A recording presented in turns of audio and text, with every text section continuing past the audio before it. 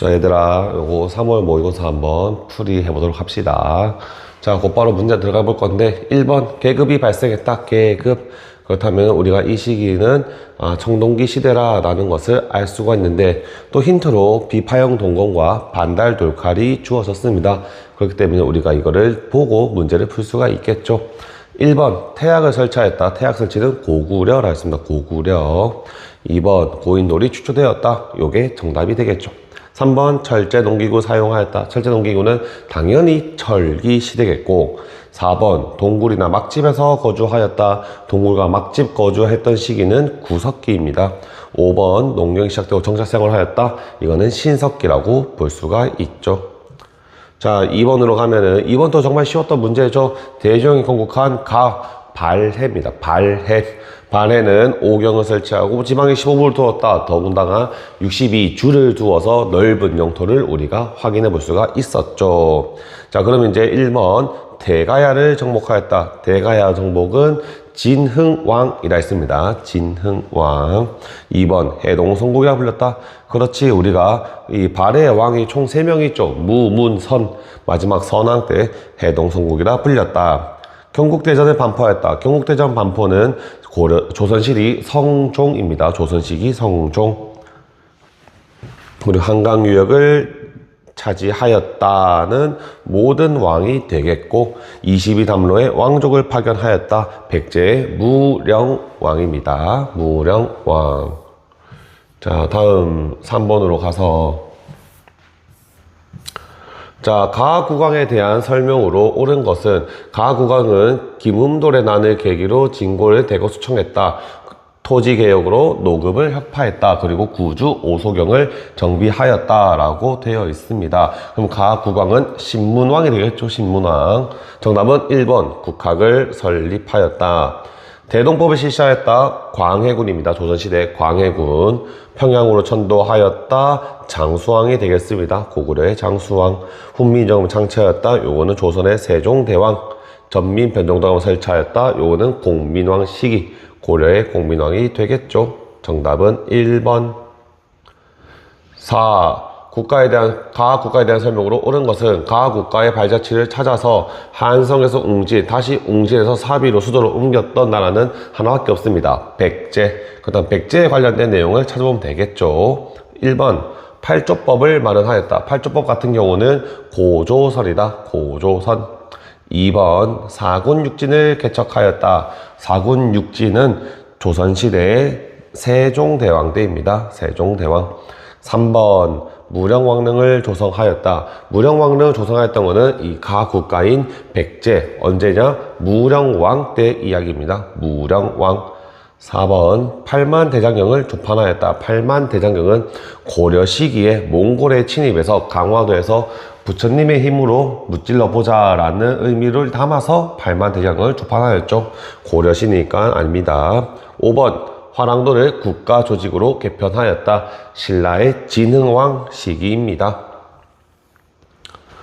자, 5번 해볼게. 자료를 활용한 탐구 주제로 가장 적절한 것은, 정수리에서 이마까지 머리카락을 밀어 네모 모양으로 남기고 옆머리를 동그랗게 말아 올리는 것이 당시의 변발이다. 변발. 그리고 왕은 공주를 맞이하였다. 자, 이 시기는 우리가 원간섭 시기라 했고, 수업 시간에 그 원간섭 시기에는 변발을 했었고, 원나라의 공주랑 고려의 임금이랑 결혼했다라고 했습니다. 그래서 원간섭기에 대한 내용을 찾아보면 되겠는데, 그렇다면 곧바로 정답을 알아볼 수가 있죠. 정답은 3번 원간섭기 시기 고려의 사회. 이 당시에 이제 몽골풍이라 하여 다양한 몽골의 문화가 우리나라 고려에 들어오게 되었다 라는 내용도 함께 알아두면 좋겠습니다. 자, 가문화유산에 대한 설명으로 옳은 것은, 가문화유산 여기 보면은 천마총이 나오죠. 그리고 국립경주박물관이라 했어. 국립경주박물관. 경주를 수도로 두었던 나라는 하나밖에 없습니다. 신라. 그러면 신라에 대한 문화재를 찾으면 되겠는데, 1번 다 알고 있죠. 빗살무늬 토기. 신석기 시대의 가장 대표적인 유물이었다. 2번 치국이죠. 치국이. 그 세종대왕 시기에 만들었던 치국이 3번은 유명한 고려의 고려청자. 4번은 이불 병좌상이라 하여 발해시대에 만들어진 겁니다. 발해시대. 가끔 고구려 시대랑 헷갈릴 수 있는데 비슷하게 만들어졌어요. 그래서 우리는 이걸 통해서 고구려랑 발해가 같은 부족이었을 것이다, 같은 계열이었을 것이다 라고 추측할 수가 있는 거죠.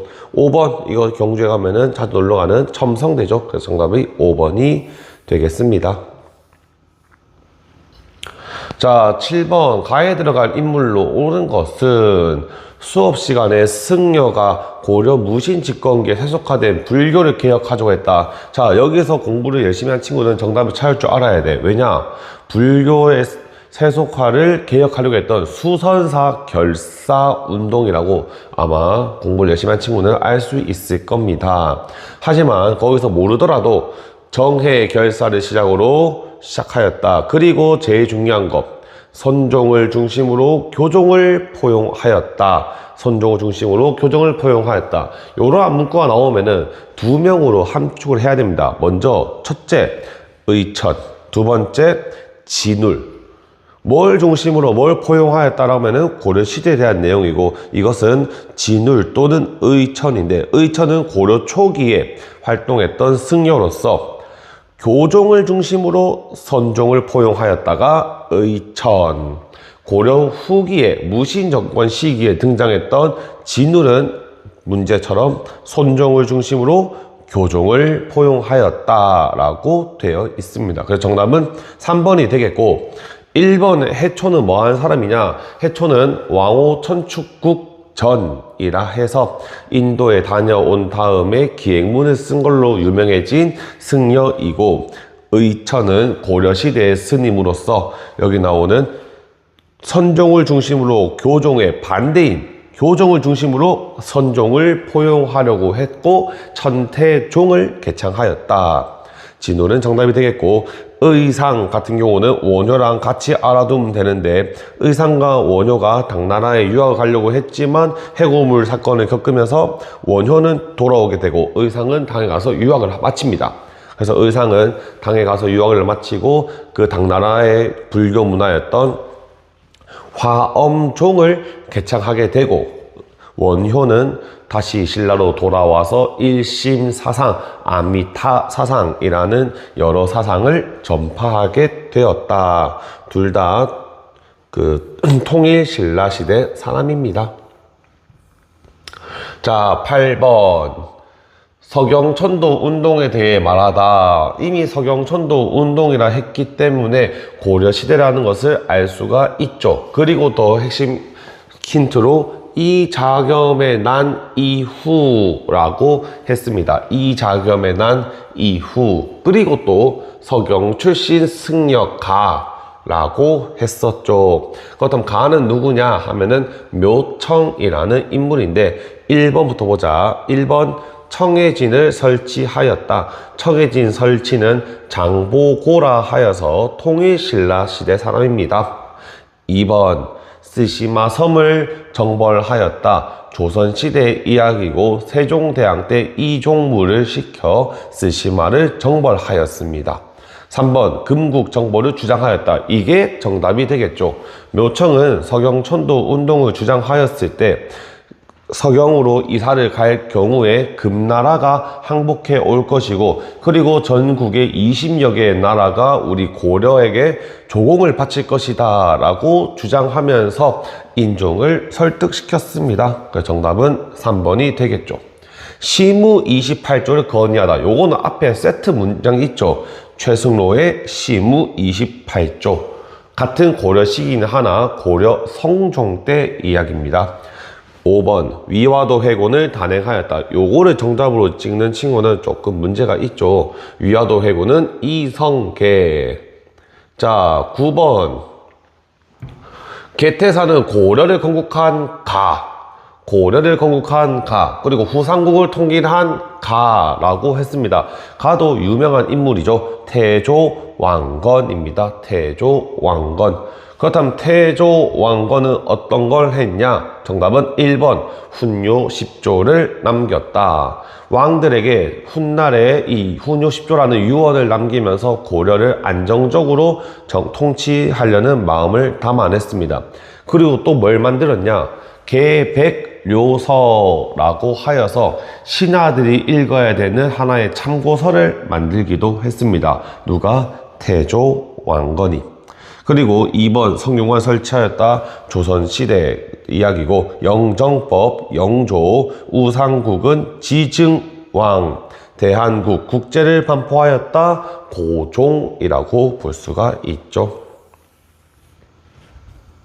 자, 10번 자료에 나타난 전쟁으로 볼 수 있었던 모습.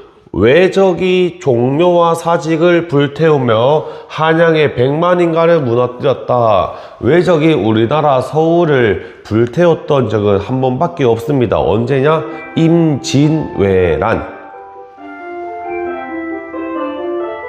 자, 임진왜란 사건인데, 그렇다면 한번 찾아보자. 1번 강화도로 이동하는 최후. 강화도로 이동하는 최후는 몽골의 침략. 2번 거북선을 준비하는 이순신. 요게 정답이 되겠고, 3번 남한산성으로 피난하는 인조. 남한산성으로 피난하는 인조는 병자호란이 되겠죠. 수의 분대에 맞서는 을지문덕, 살수, 대첩, 고구려와 수나라와의 전투.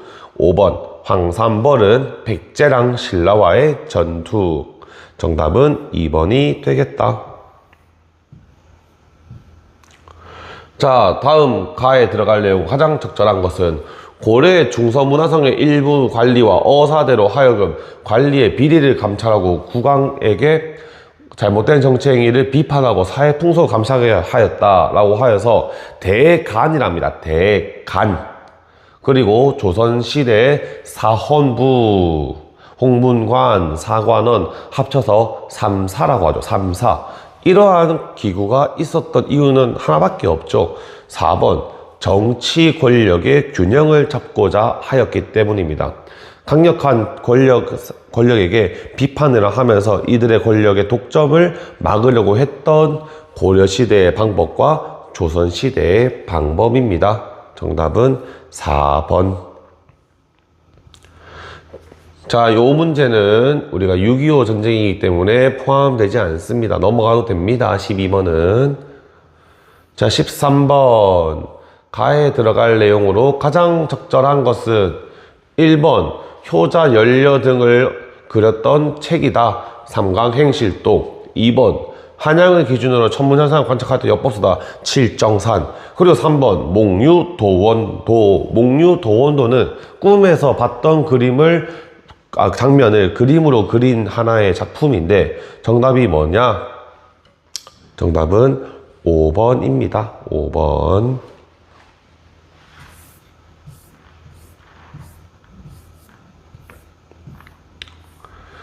자, 14번. 16세기 이후 정치를 주도한 땡땡 세력. 땡땡 세력을 쭉 보면은 첨부파일에 김종직과 조광조라는 인물이 나와 있죠. 이들은 대표적인 사림 세력입니다. 사림 세력. 그리고 이들은 이조선랑의 임명뭉제로 인해서 사림 세력은 동인과 서인으로 구분되기도 하였죠.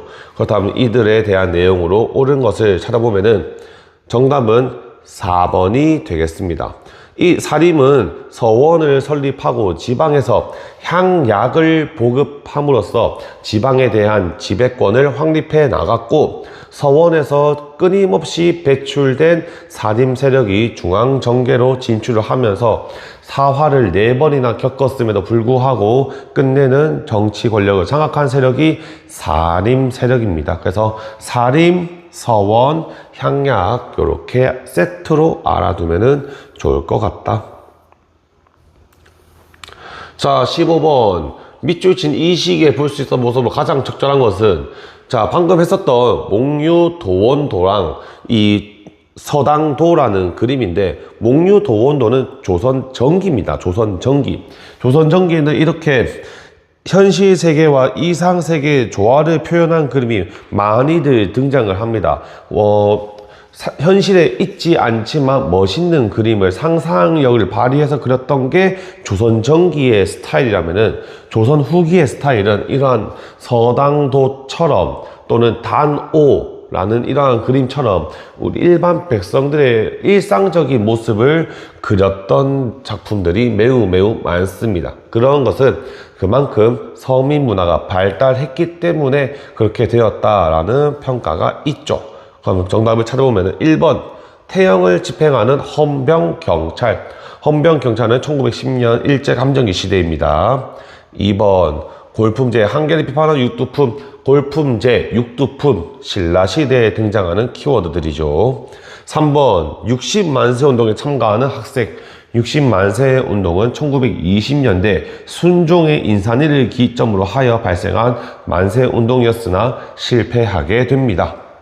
4번 만적과 함께 봉기를 모의한 노비. 만적은 고려시대 최충원의 사노비로서 노비 봉기를 이끌려고 했지만 사전에 발각이 되면서 실패로 돌아가게 된다. 5번 장시에서 판소리를 공연하는 소리꾼. 이 당시에 이렇게 서민 문화가 발달하다 보니까 자연스럽게 판소리 공연도 나타나게 되었죠. 16번 같은 경우는 밑에 특집 기사를 바로 보면은 정약용의 토지 공동 경작을 제안하다.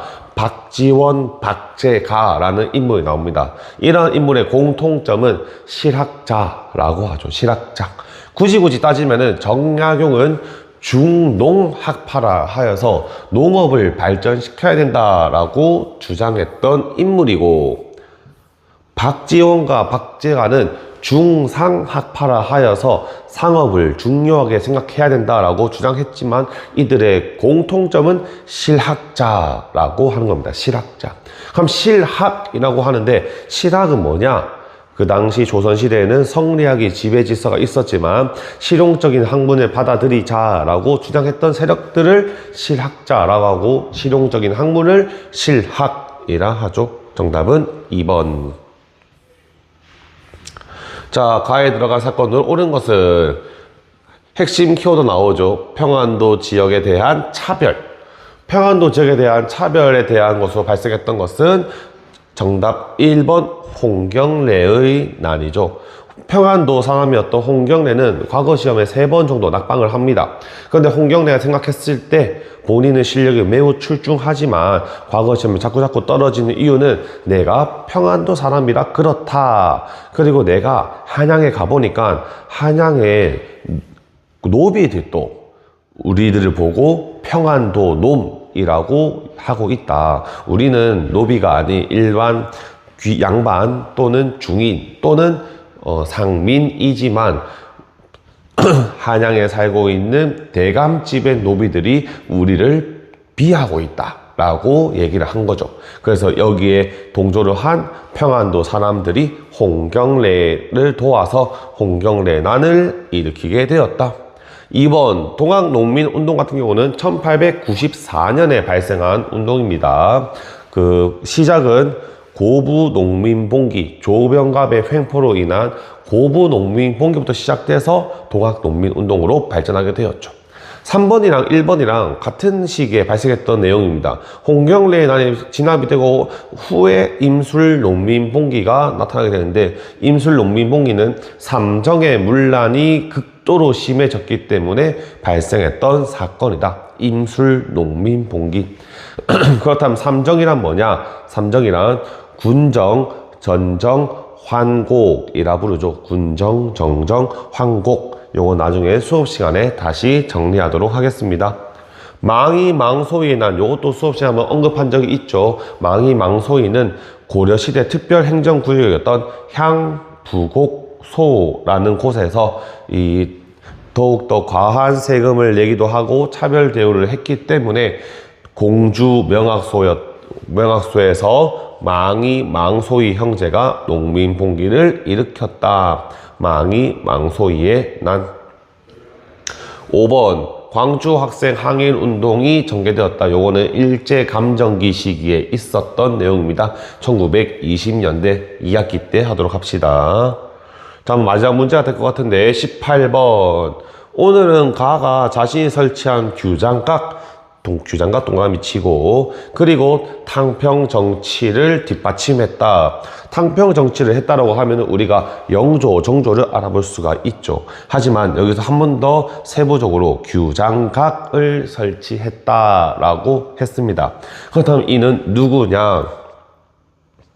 이는 정조라고 볼 수가 있습니다. 정조. 자, 그럼 정조에 대한 내용으로 정답을 찾아보면은 1번 집현전을 설치하였다.